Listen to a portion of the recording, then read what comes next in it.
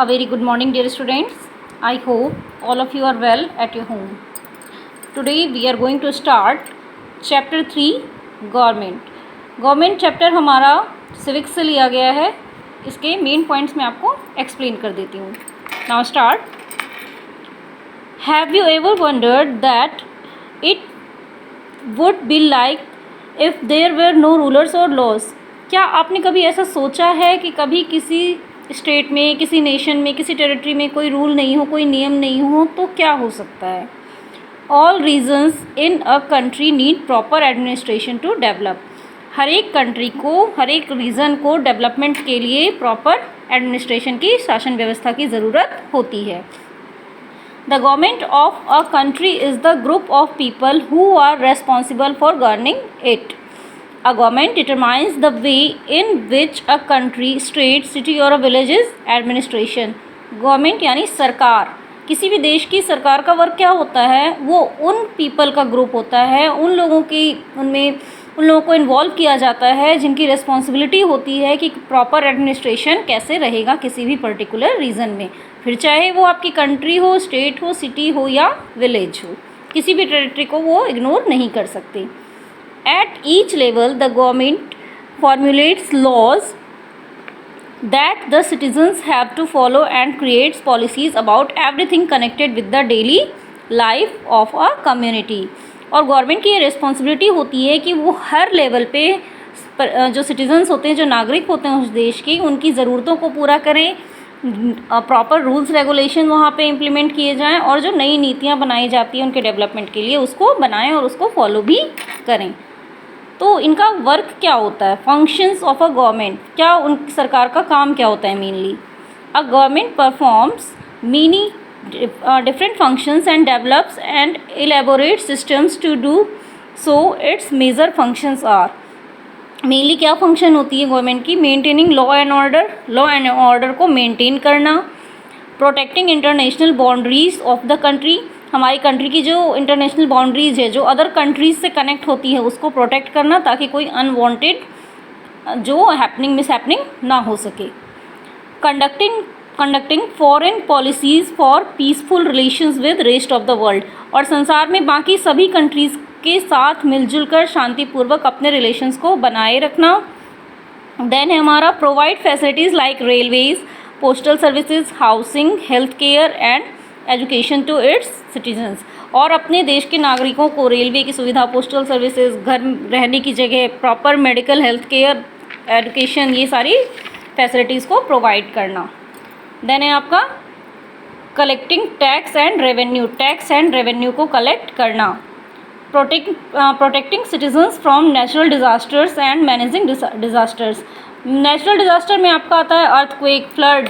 ये सारी वो सिचुएशन होती हैं जिससे सिटीजन्स को, नागरिकों को कैसे प्रोटेक्ट करना है, उन्हें कैसे सुरक्षित रखना है और उस सिचुएशन से कैसे डील करना है, ये सारा वर्क होता है हमारी सरकार का.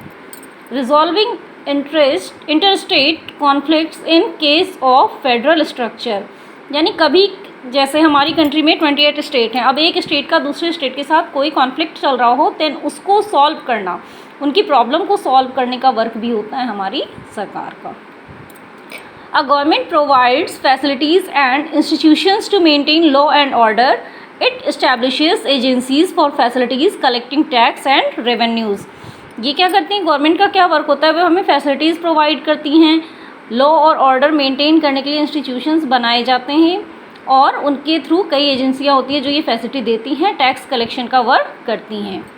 It maintains the armed forces for defense of the country and regulates its relations with other countries of the world. All these are responsibilities of the government. इनका काम होता है जो हमारे सैनिक होते हैं वो कैसे हमारी देश की रक्षा करेंगे, कैसे प्रॉपर वर्क होता रहेगा, दूसरे देशों के साथ हमारे संबंध कैसे सुरक्षित रहेंगे, ये सारी जिम्मेदारी होती है हमारे सरकार की.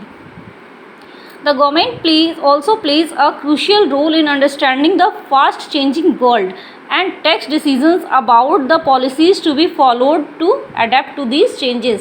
और आज हमें भी पता है कि बहुत सारी चीज़ें सडन चेंजेस हो रही है, डिजिटल हो रही है, कई तरह के चेंजेस आ रहे हैं, तो उन सारे चेंजेस को एक्सेप्ट करते हुए आगे बढ़ने का काम भी होता है हमारी सरकार का. वही हमें माध्यम, वही हमें तरीका बताती हैं और उसको हम फॉलो करते हुए आगे बढ़ते हैं.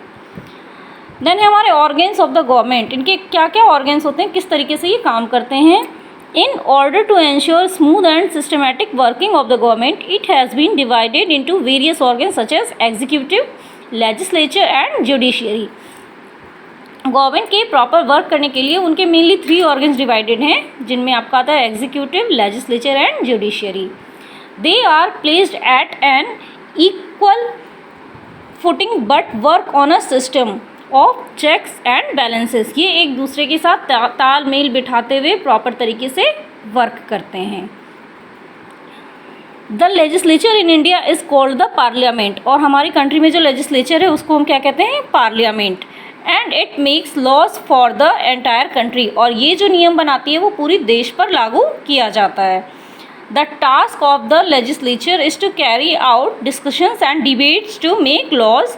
Laws are made by the elected representatives of the people, और ये लॉज जो बनाते हैं उन पे जो बातचीत होती है, जो बहस होती है, उन सभी को सॉल्व करते हुए पार्लियामेंट इनको बनाती है, और ये इनमें जिनका इन्वॉल्वमेंट होता है वो हमारे द्वारा ही चुने गए रिप्रेजेंटेटिव होते हैं, जिन्हें हम इलेक्शन में चुनते हैं। After the laws are made they need to be put into practice. नियम तो हमने बना दिए, हमारी पार्लियामेंट से नियम बन के आ गए, लेकिन अब उनको कैसे प्रैक्टिस में लेना है, तो ये वर्क होता है the executive organ of the government helps to implement the laws. ये वर्क आ जाता है देन एग्जीक्यूटिव के पास, उनका वर्क होता है ये लोगों से लॉ को कैसे इम्प्लीमेंट करवा के फॉलो करवाएंगे। Now the role of the third organ the judiciary is to punish the law breakers, और अगर कोई नियम तोड़ता है, कोई कानून तोड़ता है, तो उनको पनिशमेंट देने का वर्क होता है हमारे जुडिशियरी को, जो हमारे गवर्नमेंट की थर्ड ऑर्गन है। Punishments can range from simple fines to rigorous imprisonment, और ये कई बार फाइन के थ्रू भी हो सकती है, और कई बार बहुत गलत व्यवहार होने पर उनको पीपल को गलत तरीके से व्यवहार करने पर जेल भी हो सकती है। देन है हमारा लेवल्स ऑफ गवर्नमेंट। अब हमारे लेवल्स कितने हैं, ये तो हमने ऑर्गन्स पढ़े थे। Then India is a vast and diverse nation, one government alone can not manage all this work, so it divides its power and responsibilities among different levels. These levels are hierarchical in nature and are the union or central government, the state government and the local government. हमारी country चूँकि बहुत बड़ी है, तो एक अकेली सरकार को इसकी देखरेख करना पॉसिबल नहीं हो सकता, ये बहुत मुश्किल हो जाता है, तो इसको 3 लेवल में डिवाइड किया गया है। ये है हमारा central level, state level and then local level. अब ये कैसे वर्क करते हैं। The central government looks after the affairs of the whole nation, for example, foreign affairs, external security, finance and defense. Central government का work होता है पूरे देश की सुरक्षा, उनकी जो आय व्यवस्था है, उनकी जो सुरक्षा है, बाहरी जो देख रेख है, वो बाहरी सुरक्षा है, वो सारी देख रेख करना वर्क होता है सेंट्रल गवर्नमेंट का। देन टर्म आती है स्टेट की। The state government looks after the affairs of the state, और नेम से ही पता चल रहा है ये किसका लुक आफ्टर, किसकी देखभाल करेंगी, स्टेट की। पर्टिकुलर स्टेट में जो प्रॉब्लम है उसको सॉल्व आउट करना, देन किसी भी तरह के नियम को नहीं तोड़ने देना, या फिर कुछ प्रॉब्लम्स है सिटीजन्स की तो उनके लिए क्या स्टेप लेने, ये सारा वर्क होता है हमारे स्टेट गवर्नमेंट का। The third level of government called the local government has been created to share the burden of administration with the state government. All levels of government are formed through the same procedure of election. और third level जो आती है वो आती है local government की, जो state government के ही वर्क को ईजी करती है, और ये सारा प्रोसीड्योर होता है हमारा इलेक्शन के अंदर। हर वर्क के लिए रिप्रेजेंटेटिव को चुना जाता है। They carry out the same functions, only their scale of work is different. The union government governs the country, the state government look into the affairs of the respective state and the local government looks into the localities within a state। यानी जो हमारी central government है वो whole country को देखती है, state government state को देखती है, और लोकल गवर्नमेंट सच एज आपके पंचायत हैं, म्यूनिसिपल, हमने म्यूनिसपैलिटी पढ़ी, हम आगे जाएंगे तो इसमें म्यूनिसपैलिटी के भी टॉपिक्स आएंगे आपके, म्यूनिसिपल कमिश्नर वगैरह आएंगे, तो वो सारे आपके आएंगे लोकल गवर्नमेंट में।